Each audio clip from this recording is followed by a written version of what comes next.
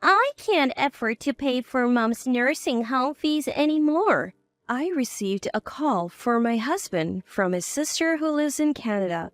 I was taken aback when I heard the message on his behalf. Nursing home fees for Mom? What are you talking about? I have been sending $1,000 every month. I had no idea about this and I informed her that Mom had already passed away. What on earth is going on? My name is Amanda, a 50-year-old housewife. I have 2 grown-up children with my somewhat submissive husband. Now, it's just the 2 of us living freely. My husband is the same age as me, is unusually submissive for our times. Because of this, we often had arguments with our children. But once they moved out, the house felt strangely quiet. Now, I sometimes think it's good that he's so submissive.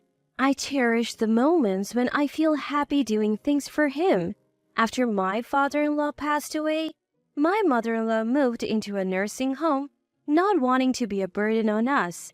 She enjoyed talking with her peers and was content. However, she passed away from a stroke. My husband has a single sister. She moved to Canada and became a successful entrepreneur. She was the pride and joy of my mother-in-law. So when Mom passed away, we wanted to inform her, but my husband said he couldn't reach her. Without her, we held the visitation and funeral. Months after settling my mother-in-law's belongings and interment, the sister we couldn't contact reached us. Amanda, it's been a while. Is my brother there? It was unusual for her to call the landline. If she wanted to reach my husband, she could call his cell. I told her he's been coming home late from work lately and suggested she try his cell. I also told them that my number had not changed. She said she already tried but couldn't get through. She had something important to convey, so she called the house. I offered to take a message for him and she agreed. Please tell my brother that I can't continue paying the $1,000 monthly fee for Mom's nursing home. Mother-in-law's nursing home fee requested by my husband is $1,000? What is it? I was puzzled. What was she talking about? Should I pretend to know or tell her I had no idea? But Mom had already passed away. Maybe she didn't know because she couldn't be reached. Given the situation, not being able to pay the monthly $1,000 wouldn't be a problem. I informed her that Mom had passed away months ago and that my husband tried to contact her but couldn't. She was shocked. She didn't know about Mom's passing or the funeral. She said she had spoken to my husband over the phone after that. Of course, my husband knows that his mother has passed away. Why didn't he tell her about Mom?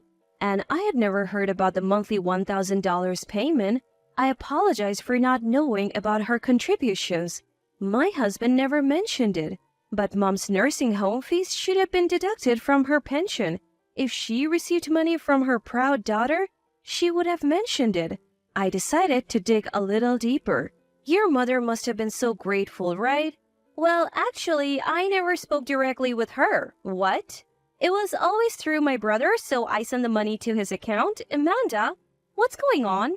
My husband uses his bank account for all our living expenses. His salary is deposited there too.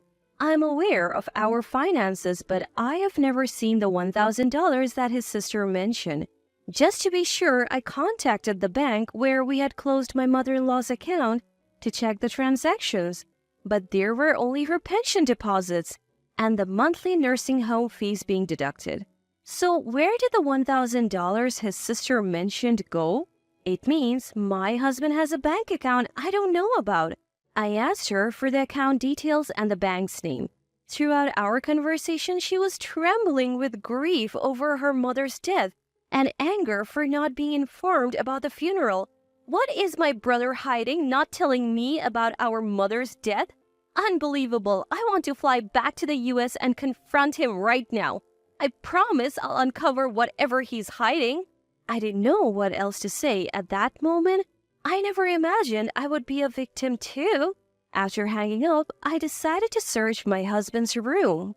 After our kids moved out, he wanted a study for himself. I didn't mind him using the spare room. Our sleeping arrangements had changed over time and I often found it convenient. However, I have been told not to go to sleep before my husband gets home, so I wake up reflexively when the front door opens, but he always told me not to enter his study. He would ask for it to be clean, but only after he tidied up a bit. He said it was because of work-related stuff, but now I wasn't so sure. I went into the forbidden room and checked the trash can. It seemed he hadn't had time to tidy up recently due to business trips and late nights. Among the receipts from the past 2 weeks, one stood out. It was for something unusual for a man to buy. I hadn't received such a gift from him. Where did it go? I couldn't find it among his belongings. That night, as usual, he came home late. I waited up for him as he had asked. I had been told not to have dinner beforehand, so before I went to take a shower, I asked if I could talk to him for a bit. After a brief greeting, he said he was tired and retreated to his study. He took a shower later, but then went back to his study and didn't come to bed. I felt more distant from him than ever. Of course, since the bedrooms are starting to become separate, it feels like it's too late, but I can't help but feel a little distant. The next day, I took the suspicious receipt to a private investigator. The findings revealed an unexpected side of my husband. When I shared the news with his sister, her anger intensified. I felt foolish for always trying to be the obedient wife to my submissive husband. What a joke! He was just pretending. He can't treat me like some housemaid. I'll show him. His sister and I hatched a plan. One day, after all preparations were made, he said he was going on another business trip. I saw him off as usual, but I knew this wasn't a regular trip. After he left, I prepared for a divorce, boarded a plane to Canada, and left the U.S. I met up with his sister upon landing in Canada. His sister was already keeping an eye on my husband and pointed out where he was getting cozy with a woman in the lobby. Seemingly content, they sat down, arms wrapped around each other. How could they be so brazen in public? I had to hold back my anger for the sake of our plan. The receipt I found in my husband's study led to some shocking revelations from the private investigator. Firstly, he was alone when he made the purchase, but a conversation with the store clerk revealed the gift was likely for a younger woman. It was a pricey piece of women's jewelry, a design popular among younger women. My husband was having an affair with a younger woman. My husband was having an affair with a woman, and he also gave her expensive accessories. Once I knew about the affair, the rest was easy to piece together. The $1,000 his sister sent every month was going into an online bank account my husband had secretly opened. He had been using that money for trips with his mistress, disguised as business trips. He often went on these business trips on a set day each month. From this pattern, we deduced he would be in Canada today and executed our plan. His sister mentioned he had been to Canada before without any apparent reason, probably scouting locations to impress his mistress. And this was after his mother passed away. How could he not tell his own sister the truth? He seemed like a devil in disguise.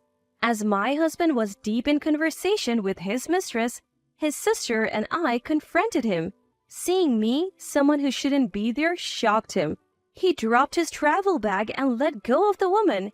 Fancy meeting you here. Business in Canada? Does your company even have international dealings? I have little social experience. I might be naive, but the investigator had informed me that his company had no international business. We recently started. She's a local interpreter. He stammered, trying to cover up. That's when the woman shouted, "You liar! You said you were single!" and slapped him. Turns out, she was in our plan too, because she was a victim as well. He had lied about being single and hinted at marriage. She was in her 20s and didn't want to waste time on a man with no intention of settling down. While I despised her, I also felt sorry for her. Once we revealed the truth, we decided to either make her an ally or not. Based on her reaction, she was devastated to learn she was the other woman. She agreed to help with our plan. His sister suggested we move the confrontation to her place, away from prying eyes. There, we grilled my husband. He had asked his sister for the $1,000 monthly, supposedly for their mother's nursing home fees, just to fund his escapades. He had never been money-minded, so I had given him an allowance. But he decided the amount as their relationship deepened, that wasn't enough. He feared getting caught if he asked me for more, so he lied to his sister. When their mother passed away sooner than expected, he panicked. Instead of telling his sister the truth, he lied, saying he couldn't reach her. It wasn't that I couldn't contact her, but that I hadn't contacted her about her mother's death or about mother-in-law from the beginning. I reported it as unreachable. I was afraid of losing the monthly $1,000 and scared of facing my sister if she found out, he admitted. If she returned for the funeral, she might discover his deception. He said he was afraid that someone would find out how he had defrauded them of his money. How could he be so selfish?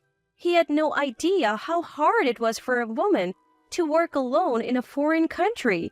His sister, though successful, was still single and probably wanted to save for the future.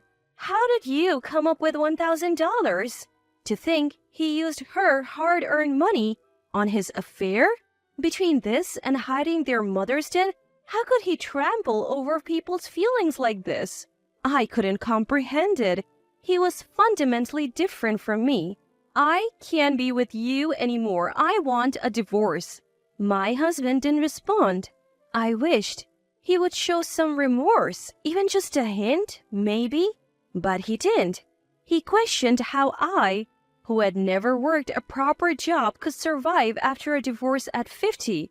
Could I really make it without him, the one providing for me? Of course, I knew the reality, but that's not what I needed to hear right now. Even though I knew, I still wanted a divorce. I was utterly fed up with my husband, who never understood my feelings. I boldly confronted him with evidence, including photos from a private investigator agency. Realizing he would surely lose in court, my husband finally agreed to my demands and signed the divorce papers. The next day, my sister-in-law kindly offered to let me stay until my flight back to the U.S. My husband tried to join, but she firmly said she didn't remember having such a worthless brother and kicked him out. I hadn't submitted the papers yet, but emotionally, he felt like a stranger. Just the thought of being under the same roof irked me, so I backed up my sister-in-law.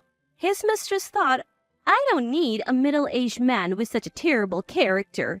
She was disgusted by him using a family death for his own desires and left my sister-in-law's house. Abandoned by both me and his mistress, my husband seemed to chase after her. They had a spat outside, and it seemed she dumped him for good. As a result, he was left wandering in Canada, a place he chose for a romantic getaway, without even understanding the language. The next day, I returned to the U.S. and immediately filed the divorce papers. I also moved to a new place I had been preparing for. Though I had limited experience in society, I wasn't a housewife for no reason. I had saved money secretly over the years, and when I told my kids about everything, they offered some support. In today's age, 50 is still young. I believe I can start a second chapter in my life. From time to time, my kids visit, and my days are filled with joy. In fact, I feel my relationship with them has improved since the divorce. As for my ex-husband, he somehow managed to return from Canada. But the home he returned to was a mere shadow of its former self. He didn't expect me to act so quickly. He probably hoped to persuade me to reconsider the divorce after returning. Now that it's impossible, he must be in shock. In future, he will be burdened with the divorce settlement from me and repaying the money he deceitfully took from his own sister. I also heard his mistress is suing him, demanding, "Give me back my 20s." Most of his salary goes to these payments, and he's living in extreme poverty. I have even heard he's been spotted at soup kitchens. I don't feel pity. My fallen ex-husband? This is the consequence for deceiving people and exploiting a family death.